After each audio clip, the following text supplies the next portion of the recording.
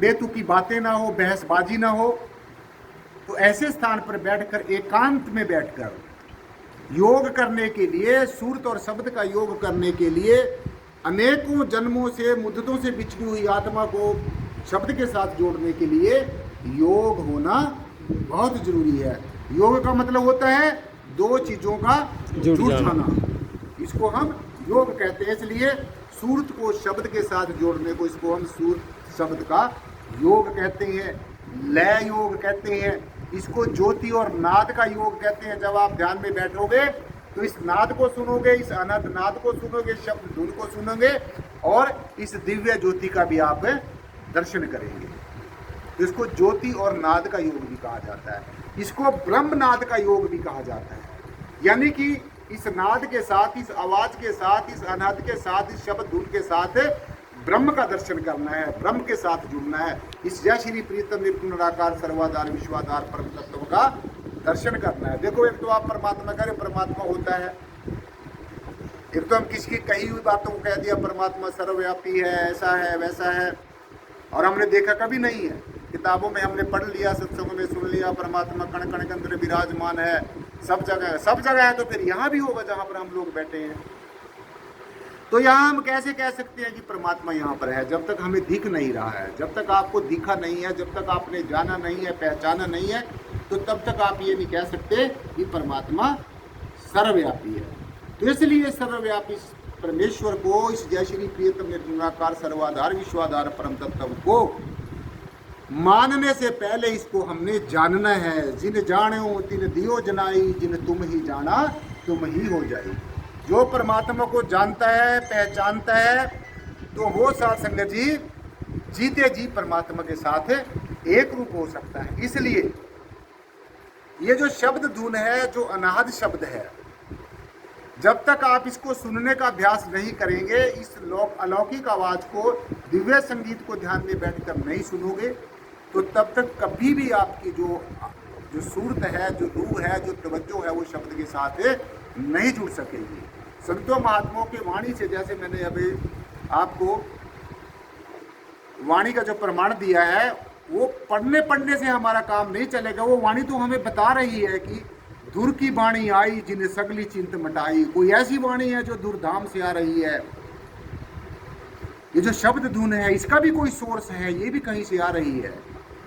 तो इस शब्द धुन को सुनते सुनते सुनते सुनते सुनते सुनते सुनते सुनते सुनते सुनते सुनते सभी चक्रों को पार करते हुए हमने अपने आत्मिक मंडलों की सैर करते हुए अपने मंतव्य तक, गंतव्य तक पहुंचना है। और अपनी मंजिल मकसूदा तक पहुंचने के लिए, परमेश्वर तक पहुंचने के लिए, परमेश्वर के साथ एक रस होने के लिए शब्द धुन का, अनाहद शब्द का अभ्यास करना बहुत ही जरूरी है, अति जरूरी है।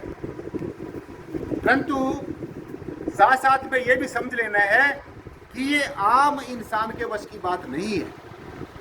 इसको योगी लोग करते हैं, इस अभ्यास को योगी लोग करते हैं, जो योग साधना करते हैं, आराधना करते हैं, जो परमेश्वर के चरणों में, परमात्मा के समक्ष गुहार लगाते हैं। सभी के लिए, जो सब जनमानस के लिए, सारी प्रकृति के लिए, सारे चराचर के लिए, जंगम और सथावर के लिए, स्थूल के लिए, सब के लिए, जो परमेश्वर के आगे उनके अच्छे मंगलमय जीवन होने की कामना करते हैं, परमेश्वर के आगे गुहार लगाते हैं। ऐसे योगी जन जब ध्यान की उच्च अवस्था में पहुंच जाते हैं, देखो ध्यान एक तो 5 मिनट आंखें बंद कर ली, सोच लिया हमने ध्यान होगा, ये ध्यान नहीं है। ध्यान करना तो हमारा अपना किसी न किसी का ध्यान कर ही रहा है। चाहे कहीं तो आप यहाँ पर ऐसे बैठे होंगे, जो शरीर से यहाँ बैठे हो, लेकिन ध्यान उनका कहीं और हो रहा है। तो ऐसे ध्यान का बैठने का यहाँ कोई फायदा नहीं है। सत्संग वो होता है जहाँ पर हम शरीर से भी बैठे हों, मन से भी बैठे हों, चित्त से भी बैठे हों, और हमारी पूरी तवज्जो, पूरी कंसंट्रेशन हमारी सदगुरु के शब्दों में, उनके मुखारबिंद से निकले गए शब्दों में, उसको सत्संग कहा जाता है। सत्संग ओही जानिए जिथे एक को नाम बखानिए। सत्संग वो होता है जहाँ पर एक ही परमपिता परमेश्वर के गुणगान होता है। सत्संग उसे कहा जाता है जहाँ पर इस कण कण के अंदर बसे हुए जय श्री प्रियतम निर्गुणाकार सर्वाधार विश्वाधार परम तत्व की लीला का बखान होता है। सत्संग इसको कहते हैं जहाँ पर परमेश्वर के परब्रह्म निर्गुणाकार सर्वाधार विश्वाधार परम तत्व के गुणों का गुणगान होता है। सत्संग इसको कहा जाता है जहाँ पर परमेश्वर से मिलने का, सूरत का, शब्द से मिलने का तौर और तरीका और युक्ति बताई जाती है। सत्संग इसको कहते हैं जहाँ पर सत्य का बोध कराया जाता है, सच का दर्शन कराया जाता है, सत्य का अपने अंग संग होने का एहसास कराया जाता है। सत्संग इसको कहते हैं जहाँ पर एक ऐसी युक्ति बताई जाती है जहाँ पर द्वेष मिट जाता है, दोपना मुट जाता है, क्योंकि जहाँ पर दो है वहाँ पर द्वैत है, और जहाँ पर द्वैत है वहाँ पर परमेश्वर की कभी भी समझ नहीं आ सकती है। तो जो ये मैंने आपको बताई है, सत्संग की जो परिभाषा बताई है, सत्संग की परिभाषा जो बताई है, इसको अच्छे तरीके से समझना है।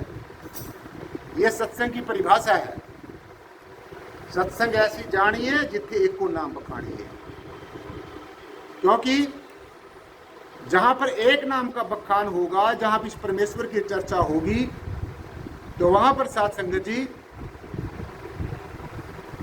क्या होगा, मेरी तरफ ध्यान करो, मैं बताऊंगा, वो नहीं बताएगी जिधर आप देख रहे हो।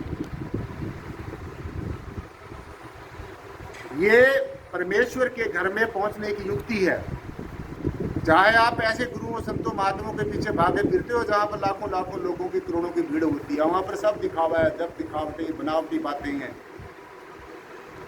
सब इस गरीब लोगों के पैसे को इकट्ठा करके तरह तरह की ताम झाम के ऊपर लगा दिया जाता है। गरीब लोग अपना अथक कमाई से पैसा कमा कर आप लोगों को दे देते हैं, और वहाँ पर आप पब्लिक को क्या संदेश दिया जाता है आप देखते ही हैं। भोले भाले लोगों को धर्मों के नाम पर बांटा जा रहा है, जातियों के नाम पर बांटा जा रहा है, योग युक्तियों के नाम पर बांटा जा रहा है। तो इसका नाम सत्संग नहीं है। तो सत्संग यही है जहाँ पर आपको परमेश्वर के साथ जोड़ा जाता है। ये जो सत्य है, सत्यता के साथ जोड़ा जाता है। तो इसलिए ये जो शब्द धुन है, जब तक आप इसका अभ्यास नहीं करेंगे, जब तक आप बैठकर इसको ध्यान में बैठकर नहीं सुनेंगे, तो तब तक साथ संगत जी ये बात हमारी कभी भी बनने वाली नहीं है। इसलिए ये बात हमें अच्छी तरीके से ध्यान कर लेनी है कि जो अलग पुरुष है, परमात्मा है, उसकी निशानी क्या है, शब्द है।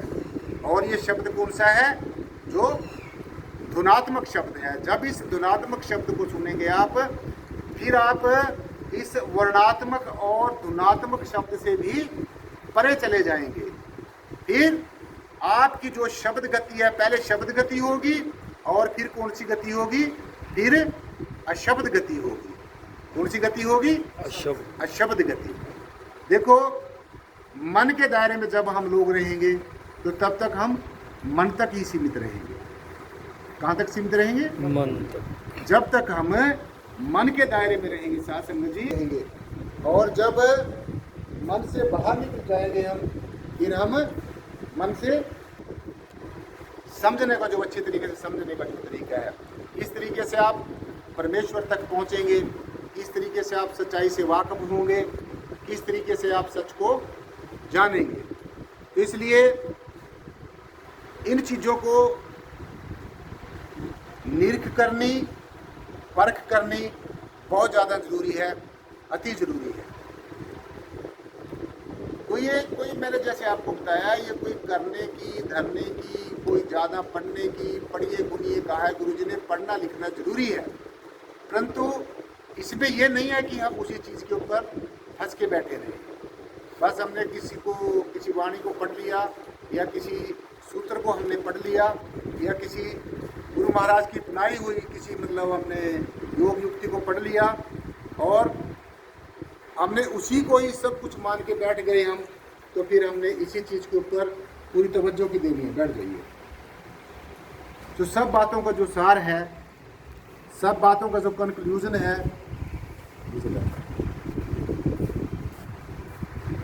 सब बातों का जो सार है, सब बातों का जो कंक्लूजन है, उस तरीके को